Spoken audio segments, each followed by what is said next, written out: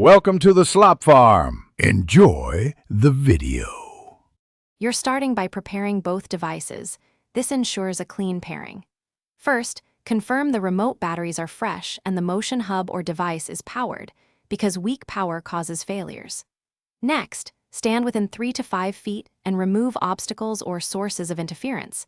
This reduces radio noise and speeds detection. Once ready, press and hold the remote's pairing button for about 3 to 5 seconds until the LED blinks, which signals the remote entered pairing mode. Now move to the next step.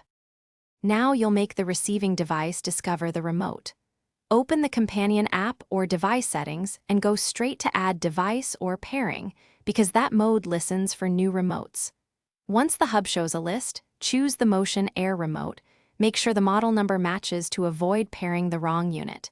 If the system asks for a code, type the displayed 4 to 6-digit PIN or try common defaults like 0000 or 1234.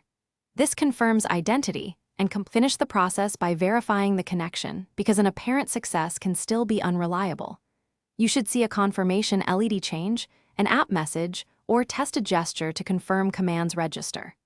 Once paired, check calibration or sensitivity settings in the app to tune responsiveness for your space and save those preferences. If pairing fails, restart both devices, retry the sequence, replace batteries, and move closer. This simple troubleshooting clears most issues and explains why each step matters to reliable operation. Thanks for watching. Consider subscribing if we helped you today.